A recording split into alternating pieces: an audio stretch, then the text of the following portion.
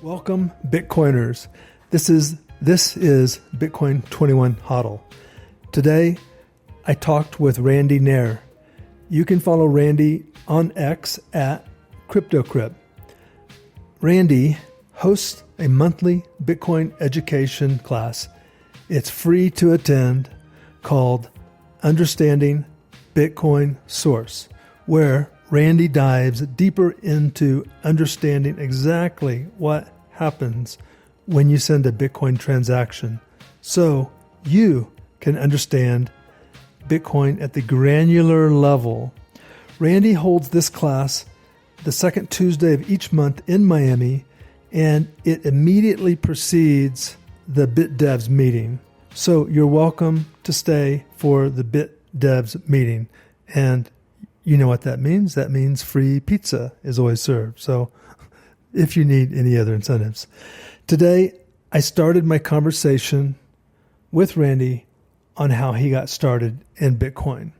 One other quick note, I asked Randy the question often asked is, should you add a passphrase to your 12 seed words?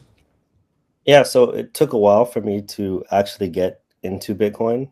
I first learned about it in 2014, and I did so through a gambling website called Satoshi Bet. It's because my cousin used to use this website, and he wanted to introduce it to me and show me cryptocurrencies as this cool new thing, with Bitcoin being at the forefront of that. And I would say for the 6 years between 2014 and 2020, I would hear about Bitcoin passively, and I would say, a skeptic and disbeliever. But in 2020, I had a friend who brought me to BitDevs. And when I went to BitDevs, all of the questions that I've had were finally answered about Bitcoin. My cousin was not a programmer, and he didn't read the white paper, and he kind of saw Bitcoin as a fun toy for him to play with. But during that year of 2020, the pandemic, where everything was shut down, but BitDevs was still going on, it really allowed me to learn more about what Bitcoin actually is. And I was really interested in all the technical details of it, being an interested party in cryptography and distributed systems, because those topics are endless in the amount of problems that you could solve with them. So I assume that was BitDevs in Miami. It was BitDevs in Fort Lauderdale, which is no longer going on, unfortunately. Ah, okay. I know there's still BitDevs going on, I guess, hosted at the Bitcoin Grove, right? Yeah. So we do still have BitDevs Miami, and yeah, I recommend anyone listening to this who lives in Miami to come to BitDevs. But yeah, the one in Fort Lauderdale unfortunately was shut down, but we still have something going on here in the South Florida scene. Very fortunate to have a tight-knit group of Bitcoin developers in Miami, and not just developers, but technical people who are interested in learning how the protocol works and advancements that are happening in Bitcoin. It is around the same number of people, but we try to make it known up front that this is a Bitcoin-only event. And I do feel that some people who participate in the broader crypto ecosystem understand that this is kind of not for them. And I like holding that fundamental value of really showcasing Bitcoin is what we care about. And we want people who align with our values, not just with the fact that we're engaging in this digital currency, but that we believe Bitcoin is the digital currency to use going forward, because of all the values that come along with the Bitcoin ideology. Yeah, so I have my own event that I run called Understanding Bitcoin Source. I wouldn't say that all of them are for absolute beginners, but it is examining tiny slivers of the protocol and the implementation of Bitcoin Core to try and get people a deeper understanding of what's actually going on in the network with respect to the necessary components that you'd need to understand what happens when you send a transaction from your wallet. I met you at Bitcoin Brunch, which is a weekly Bitcoin meetup on Sundays at Naomi's. That's how I met you. Do you still go there? Yeah, every week I try and go. I think it might be the longest running Bitcoin. Yeah, I think Prem's been doing it for 3 years, right? 2021 he started, and I think he's been there every time except when he's traveling out of town. So I highly recommend going to that place. It's a long running, great place uh, to meet other Bitcoiners. Yeah, I think it's a great event. I'll typically be there, and I think Prem does a very good job of trying to maintain the culture at Bitcoin Brunch to engage open conversation about various topics between the intellectuals who aggregate there every Sunday. He tries to make sure there are no scams or that people don't, breed too much animosity between each other. So I think it is one of the best events anyone can go to, and definitely one of the best Bitcoin events you can attend within South Florida.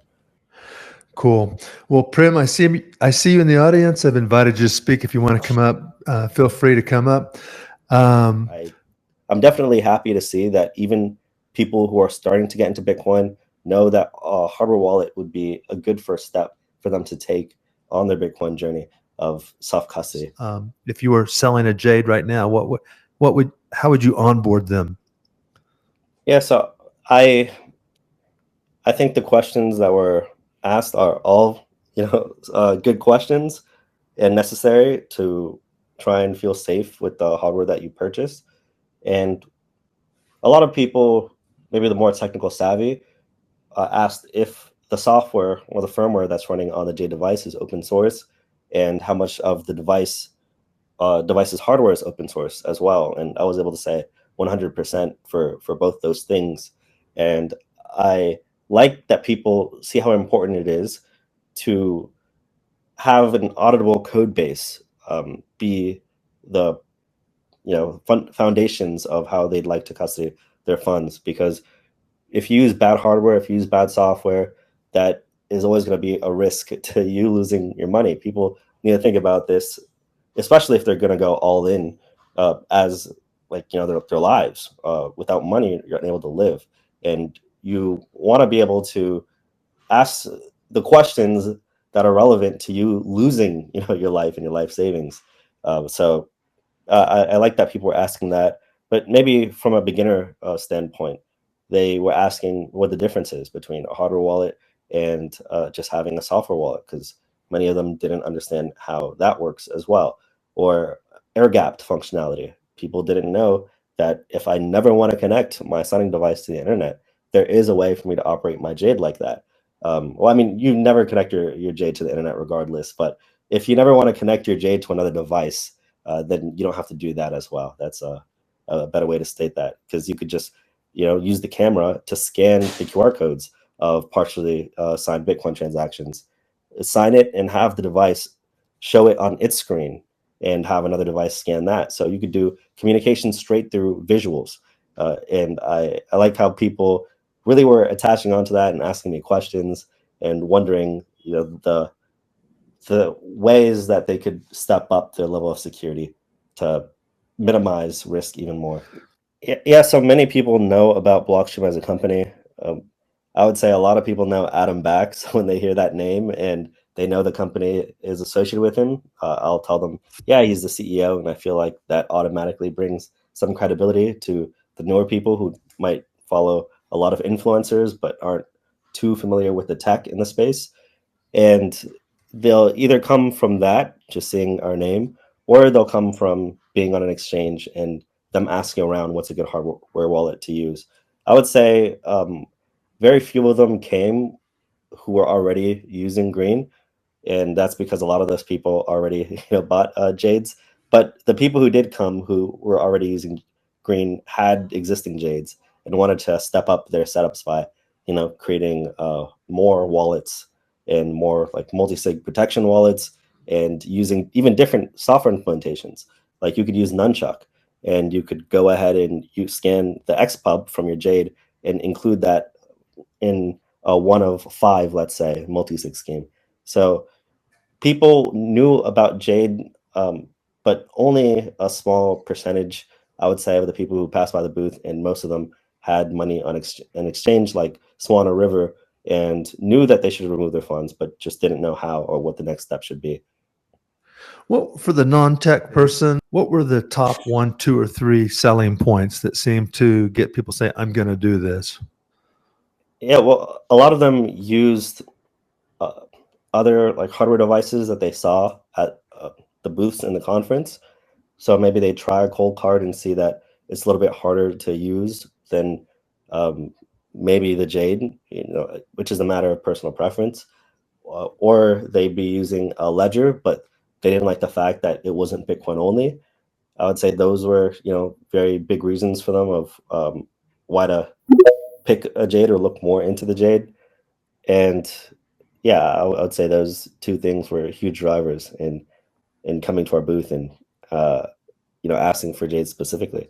Do you recommend or not recommend adding a password? I do, and my answer to that varies depending on the individual and how they plan to use their wallet. So, one example that I've given is if you're someone who believes that they might need to cross a border at a time where the state is hostile towards Bitcoin users and is trying to take all your money, but maybe not as outspoken about it as their behavior, you could have a hardware wallet in your suitcase, let's say, that you're bringing overseas, and your hardware wallet gets taken and looked at, and let's say you have a seed phrase that's kind of in the same box as your hardware wallet, and someone goes and reads that. Now they can take all your money, or even if you get pat down by TSA when you're crossing, and they find your hardware wallet and makes up some excuse to take it from you and somehow figure out a way to extract your seed. So if that happens just for any hardware wallet in general or software wallet, a lot of them have great protection. So getting the seed is infeasible at the airport most of the time. But if that were to happen, just by knowing your seed, they wouldn't be able to do anything without that passphrase. So that passphrase maybe could just be an additional component to unlocking your funds that you always want to keep mentally. Let's say, like, if your security model was such that your seed could be found out, but your passphrase was something easy to remember that you just want to keep in your head always. But I'd actually recommend that kind of scheme, but as part of a greater scheme, I love to recommend multi-sigs to people. It just allows you more flexibility with what you can do. So always have like ways for social recovery if you have the people you trust to set that up with. And yeah, a passphrase is just an extra element of security that you might need in certain scenarios. But for the average individual, is probably too much to recommend to them. And I doubt that, or a lot of the people I know could maintain a passphrase to their funds when they already have trouble remembering the password to like regular sites like Twitter.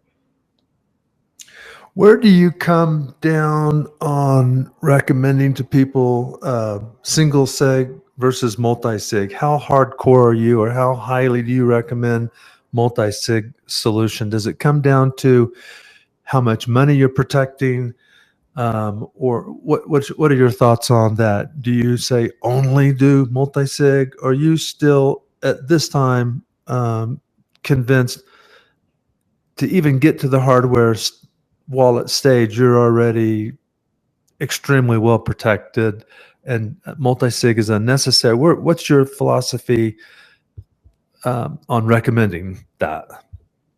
Yeah, I think single sig is sufficient, but personally, almost all of my wallets are multi-sig, and I do it that way because I believe it provides more security, and I have family in different countries, and maybe I just want the I want to leverage the geographical distribution of the people I trust to make it a little bit harder to attain my keys. And that's one facet of it. In terms of necessity, again, it's not needed, but when you get to higher levels of wealth, it depends how much of the responsibility that you'd like to shoulder. And if the responsibility becomes like very high for you to keep 12 words, and let's say you're not very good at keeping track of things like your seed phrase, and you always want some kind of fallback, then I would always recommend trying to set up a multi-sig. Maybe not even for the bulk of your funds, if you don't feel comfortable trusting other people to that extent, but maybe something like a smaller wallet where it's used in times of emergency where you can't access your seed phrase, but you still want to have more security than just a single sig. Then cases like that would be very good.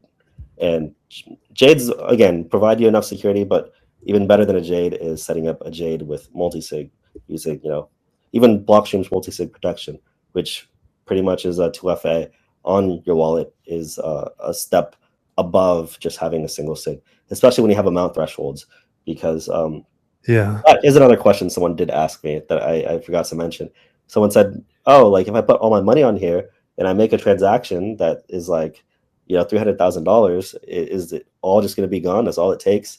And I could actually bring up that with multi-sig protection, which is when you set up a multi-sig with Blockstream, you could actually configure in the wallet an amount threshold of for spending, such that when you spend more than that threshold, we will do a 2FA, or we'll send something like an email that you have to go into to approve. And just that a little bit of protection could save you from somebody stealing your keys. And if they don't have your email, there's not going to be a way that they could spend. That does expire naturally. So I also have to tell people that I forget what the default configuration is, but after a certain period of time, that multi-sig is no longer active, and you could go and claim the funds by yourself. Maybe it's like a year. Again, I don't know the exact number. So even if Blockstream goes out of business, your funds aren't lost. How has Bitcoin changed you or evolved you? Yeah, it changes the way that I saw maybe my role in the world and what everyone's else's role could be in the world.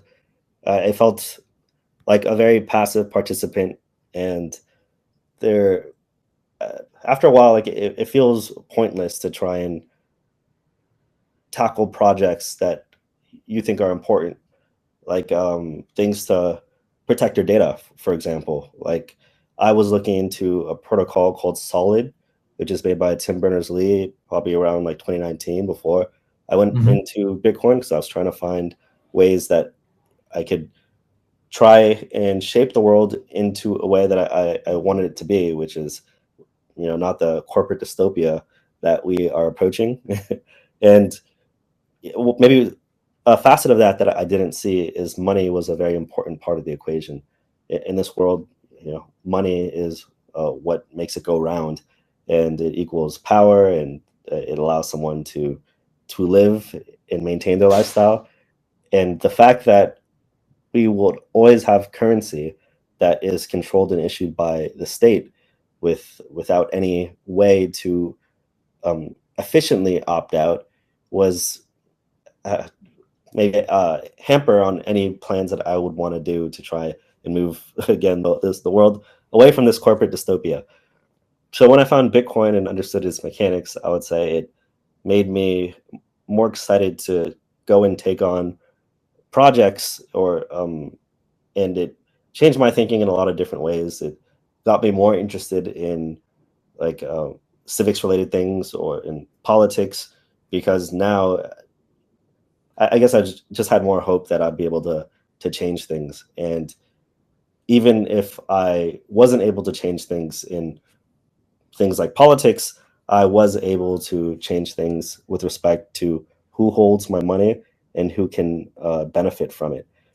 Because now with Bitcoin, this is my money and my money alone. And if the government wants to seize it, they can't just do so arbitrarily, is the idea, especially if I were to renounce and leave the US, or have some other awakening where I wanted to go and separate because I saw things going downhill. There is an out for me, pretty much. And it just gives me maybe a sense of safety in that regard.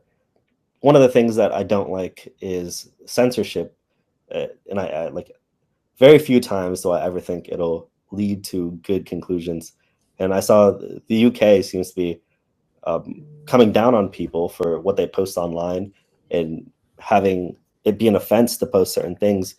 And however you believe it with respect to the issues, that are being spoken about online, I think that we should all be conscious that censorship is typically bad in all situations, even if you like agree that a certain piece of content posted online is misinformation. I think battling that misinformation should be the goal of a government instead of trying to silence it. And yeah, again, Bitcoin is just one of these things that give me hope with respect to being able to leave a place if they're trying to censor you, or a way for you to speak out when you're censored through the blockchain itself, whether it's going to be an op return or timestamping things with open timestamps. I think these other emergent properties of the Bitcoin blockchain and the use cases that it enables add something to the entire decentralized landscape. Well, this is maybe a good time to, it was said sometime in and around this convention that they believe 30 to 60 million US Americans own Bitcoin. Now, I don't know how you define that. You define Bitcoin by owning a few shares of the ETFs, which came out in January? I have a friend in San Francisco. He was really against Bitcoin. And finally, after being my friend, he called me in February and said, yeah, I bought some shares of the ETF, but not very many, just a handful to start watching the space. I don't know if you define that as a Bitcoiner, but let's see, I lost my question there. How many US Americans do you believe own Bitcoin? And you're kind of in a unique position to answer this question because you're in the industry. Do you get the sense it's that many US Americans, or what is your feel? Yeah, I do get the sense that it could be that number of Americans who are exposed to Bitcoin. I don't consider having Bitcoin on an exchange or having Bitcoin as part of an ETF offering to be a legitimate holding of Bitcoin. That's just me, because Because they're not quite far down the rabbit hole, are they? They may have less than 10 hours of study. maybe even outside the realm of just studying, having that much counterparty risk is, yeah, it doesn't really legitimize the ownership of Bitcoin for me. If a custodian can just easily shut you out of your funds, or an ETF will like never give you the Bitcoin at all. So you lose all the properties of Bitcoin, in which case like it's almost not Bitcoin to me if it's stake on an exchange, or you just own a share of an ETF. Are you exposed maybe to the price of Bitcoin within the financial system of the country you live in? Sure, but yeah, I don't really feel like a lot of the values of what Bitcoin is encompassed in those scenarios.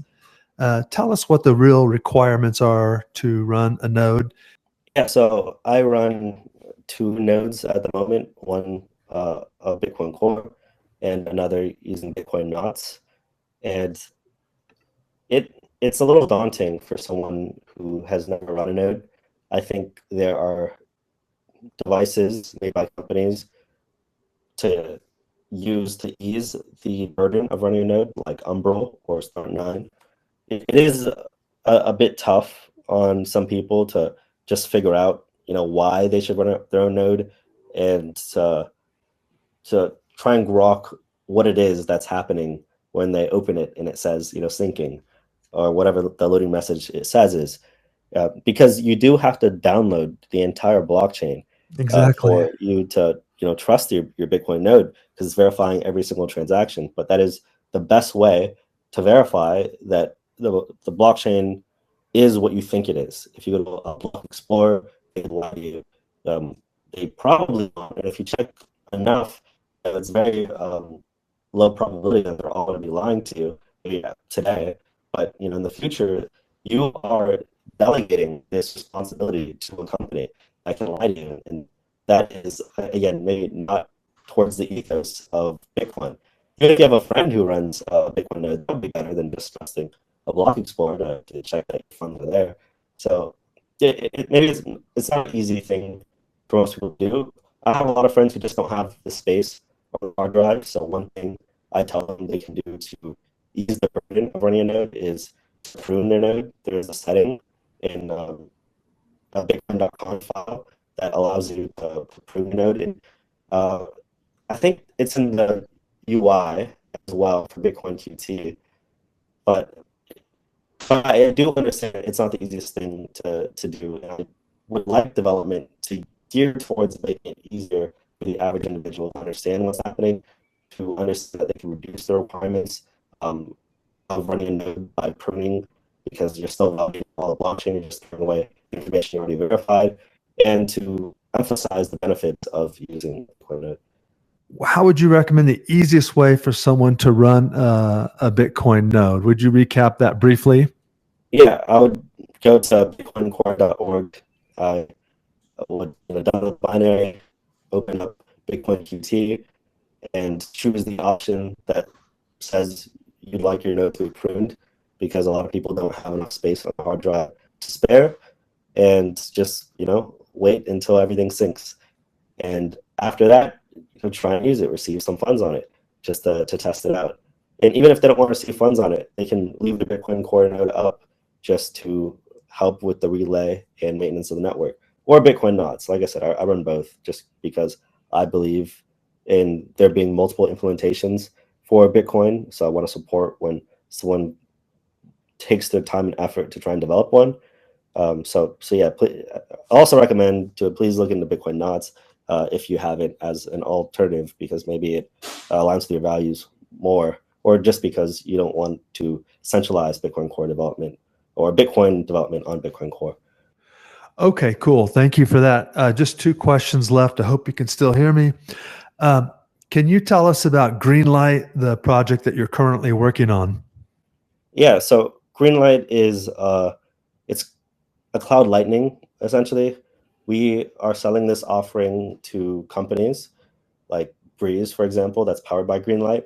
And what it allows them to do is issue a Lightning node, an actual fully working core Lightning node, to all their users, while not having to custody any of those keys for the core Lightning nodes.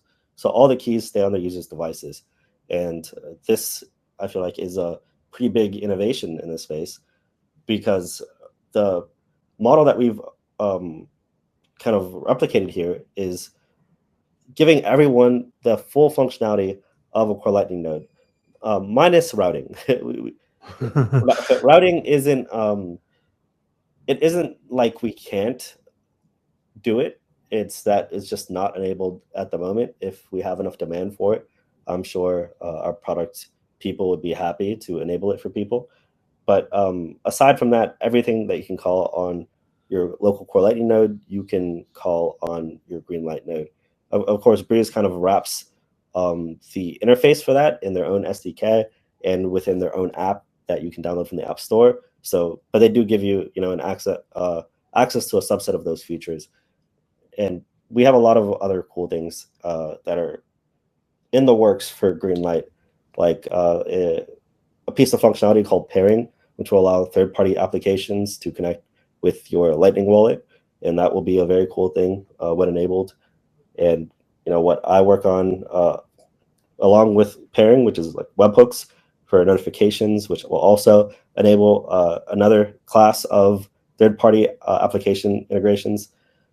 And I'm just very excited for the future of Lightning now that we are able to offer this product. Yeah. Where can people go to learn more about Greenlight? So if you navigate to blockstream.com and go to our Lightning section, you can go and read about Greenlight there. I think it's blockstream.com. If you go to products, you should see it under Core Lightning at that top bar next to Core Lightning. You'll see Greenlight, and you can click there. And if you just know that you want to use it and are excited as a developer to build on it, then you can go straight to greenlight.blockstream.com. Do you think it's relevant now? Should we mention something about covenants, or what is your opinion on covenants? Yeah, so I think covenants are interesting because a lot of the Bitcoin developer conversations on Twitter seem to have surrounded it within these past couple months. Whether it's, well, I don't need to list out the exact proposals, but the question is, should we enable this huge feature change to Bitcoin with the purpose to scale self-custody to more individuals. And you kind of see these two camps emerging. One that thinks Bitcoin is great as it is now, and that it doesn't need to scale to as many people as possible because they want to prioritize, like, the properties Bitcoin has now in the game theory and the dynamics without having to take any risk. And then the other camp who says maybe there's a risk to a change in certain incentives, but if Bitcoin can't scale to more people self-custodially, then it is a failure in their eyes. And I think it's interesting to see this view of one, people who think covenants might be against their interests of Bitcoin being the best money, and another group that says Bitcoin can never be the best money unless it scales. So I just thought that whole conversation was interesting. I'm pro covenants. Where do you fall on it? Yeah, so I'm pro covenants. I would like to scale Bitcoin to more people. I don't necessarily think it's a failure if we're unable to scale it to everyone in the world, but I don't think we should ever stop trying to chase after the goals that the Bitcoin community set out for this project, from its inception. And there are a lot of developers who saw that we'd encounter scaling issues, and even the Lightning Network was conceived at a time where these problems were not up in the faces of all these Bitcoiners. So it's like it's been an ongoing discussion, but what hasn't changed is this value system that even the people who want Bitcoin to be good money would also like it to scale to as many people. They just don't want to take the risk because they think that it could sacrifice their money. So it's like weird to see that we all have the same goal, but we have different ways of trying to achieve it. Some people say, look at Liquid. Why don't we just do more of those, more side chains, rootstock? And we can, but there is something different about like base layer scaling.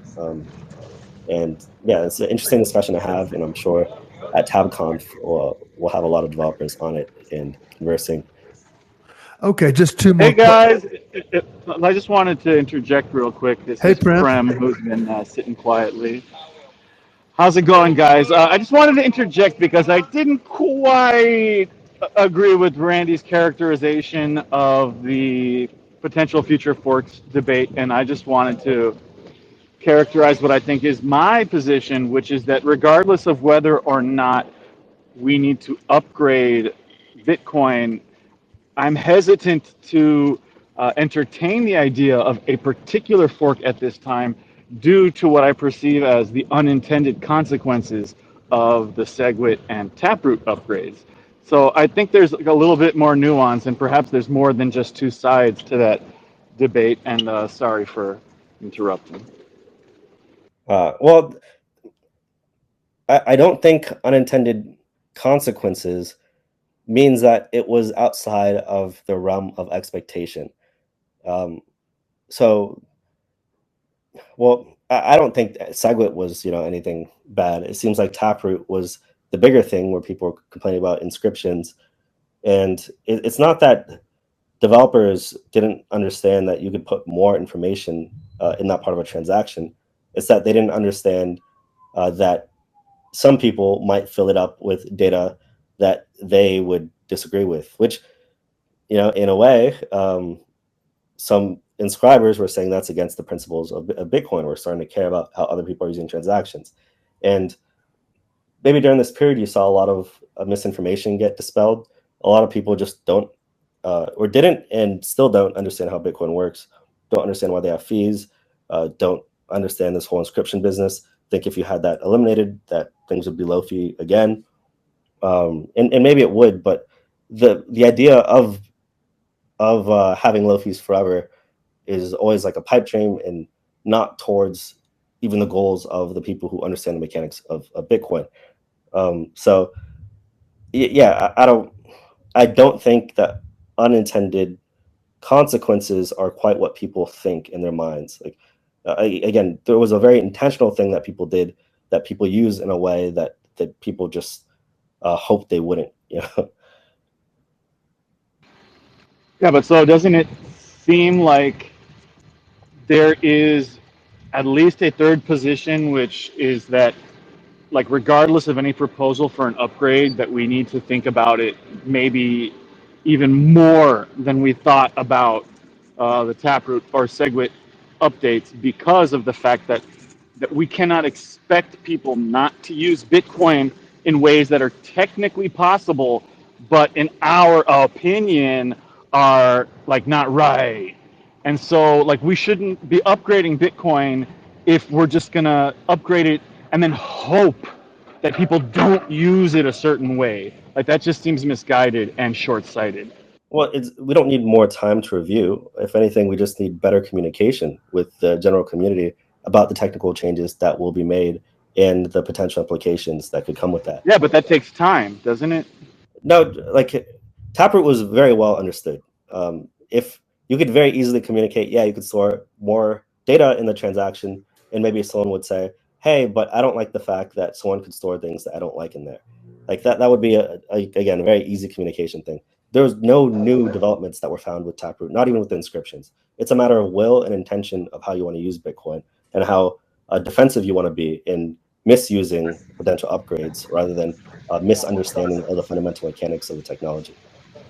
Yeah, I again want to apologize for derailing the discussion, but so, I mean, Randy, are you familiar with any discussion that happened in the, like, leading up to Taproot, in which someone said, hey, doesn't this allow people to fill the blockchain with arbitrary data? Like, was that actually a discussion? Because I feel like, I mean, I wasn't paying attention during that time, so I can't say that it was or was not a discussion. But I get the feeling that that wasn't a discussion, because that's like, otherwise, why are people flipping out? Like, people who have been in Bitcoin for years, why are they flipping out over ordinals? Yeah, well, if you're a developer who's working on the protocol, then maybe you'd find things like ordinals to be surprising, but I don't think you should find it to be something that like you weren't aware was capable. Maybe they weren't looking at it in the correct way. During the Taproot upgrade, I was there, but I didn't have the competency in Bitcoin that I have now. Yeah, I guess the developers at the time didn't care, and the rest of the people who would be angry didn't do enough work to try and understand the changes that could be introduced with Taproot. Because like the BIP is open to everybody. Maybe it's not the easiest to read, but there are certain things that you could try and like grok or this. I'm not sure if this restriction of the script was lifted in that BIP or if it was just a code change. In which case, yeah, you'd still need more people on it to even initiate these discussions. So I would say this is more of a problem of Bitcoin developers. We need like more people reviewing, auditing the code, bringing up topics of discussion that maybe other people just don't care about, right? Like they didn't care about like data storage being used maliciously at the time, so they allowed it to happen. Or there are earlier discussions about like storing data. The whole point of or enabling multi-sig.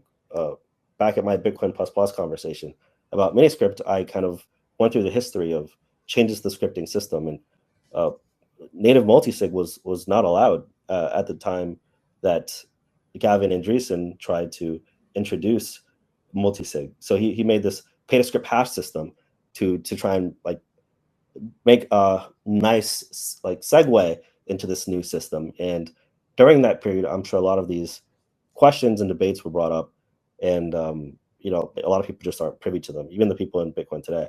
I'm just interested in the history, so I go through Bitcoin Talk and read all these forums. But yeah, even if it was like brought up, like what are we going to do now? Are you going to blame all the people who reviewed those discussions and decided it was worth the risk anyway? Well, I just gotta wonder, like, let's say someone like a Luke Dash Jr. or Luke Dashier, however you say his name, like, he was a Bitcoin dev the whole time. So, like, if someone like him was complaining about, the potential uses of Taproot before it was implemented, then it seemed like right? Because maybe he wasn't. But that's what I'm asking about. I'm asking, like, well, how is it that he didn't notice that this was a potential effect of Taproot? And then if he did notice, how come the community ignored his concerns? We don't have to talk about this anymore. I'm just trying to highlight what I think is a third position in regards to covenants and other kinds of Bitcoin forks. Yeah, in general, I guess we should definitely have more communication as developers who read the code to both like non-developers and developers who just aren't familiarized with Bitcoin, but who hold Bitcoin. And maybe there should be more people who cry out about, a potential use case that is undesirable. And like I completely agree with that. And yeah, maybe people weren't able to see this abuse, or not everyone was able to see this abuse. In which case, yeah, being able to spread all changes as like equally important, especially if it's a consensus change, might be a helpful solution to that. For disclosure, I want to let the audience know I've known Prem since 2021.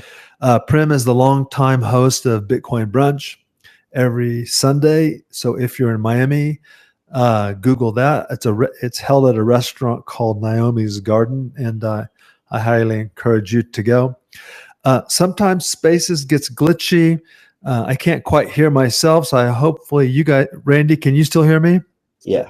Where do you spend your additional time nowadays? Are you mostly on X, Bitcoin X? Are you on Nostr? And also, can I get your quick opinion on keybase.io? I know that's something you're newly experimenting with, and you don't have much experience using yet, but do you have any opinion on keybase.io or Nostr in general? Yeah, so in terms of where I spend most of my time, I would say I still lurk a lot on Twitter, and I get a lot of my news from Bitcoin from that. I dabble in Nostr occasionally, not very often to be honest. Maybe once every couple of weeks I'll go and scroll through Primal.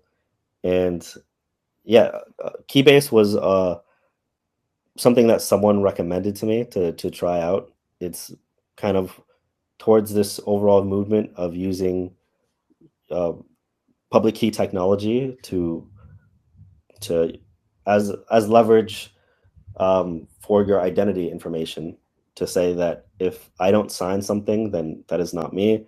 And it was an interesting idea to me, so I decided to try it out. But I don't know if it necessarily adds too much over something like Nostr, or even going broader with the technologies and looking at the Web 5 technologies that Block is producing.